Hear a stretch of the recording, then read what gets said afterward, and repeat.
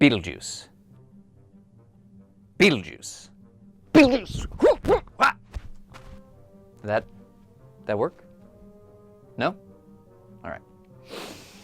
In case you couldn't tell, today we're looking back at 1988's Beetlejuice, a Tim Burton movie that could be best described as a comedy, horror, fantasy, family ghost movie. Look, the film contains layers. The film stars Gina Davis and Alec Baldwin as Barbara and Adam Maitland, a happy couple in a small town who die tragically when they swerve their car off a bridge to avoid hitting an adorable puppy. They wake up in their home without knowing how they got there, and after some investigation, trial and error, they realize they are in fact dead. You know what? I don't think we survived the crash. Very dead, completely dead. Shortly after their death, the fancy New York City hipster Dietz family move in and immediately get to work transforming the Maitlands' lovely Connecticut home into some garish art installation. Barbara and Adam bond with Lydia Dietz, the Hot Topic-inspiring goth child that happens to be able to see and interact with ghosts because she herself is strange and unusual. The Dietzes, however, promptly make the Maitlands' life a living hell. Or, wait, no. They make the Maitlands' afterlife a dying hell? I'm not sure what the right words are. The point is, the Maitlands want to get the snooty Dietzes out of their house, which proves to be easier said than done. And so, after unsuccessfully trying to scare the Dietzes out of town on their own, they desperately turn to Beetlejuice, a dangerous and unpredictable ghost who specializes in bio-exorcism, aka getting rid of the living. I'm the ghost with the most, babe. After meeting with Beetlejuice, they decide he's not the right ghost for them because he's, what's the best way to put this? An unhinged pervert. You two kids picked me. You didn't have to, but you picked me. It makes me want to kiss you guys. Come on, come on, give me one. Come on. Later, the Dietzes and their weird hipster friend Otto accidentally perform an exorcism that starts to double kill the Maitlands, so a desperate Lydia ends up summoning Beetlejuice to help. She bites off more than she can chew with Beetlejuice, however, because he agrees to help Lydia, but has ulterior motives that involve destroying the Maitlands and the Dietzes, except for Lydia, whom he plans to marry, which would ultimately free him from the afterlife.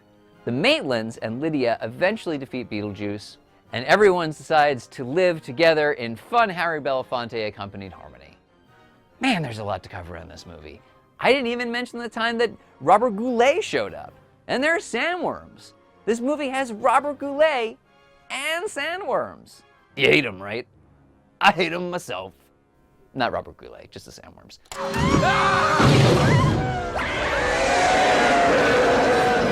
Now that we've summed up the movie, let's get into some fun facts. We need to talk about Beetlejuice, the character. Beetlejuice, that's where he's going to show up, is obviously the most memorable part of the movie. He's the titular character, and Michael Keaton's performance is absolutely legendary. But few people realize that he's only in the movie for 17.5 minutes.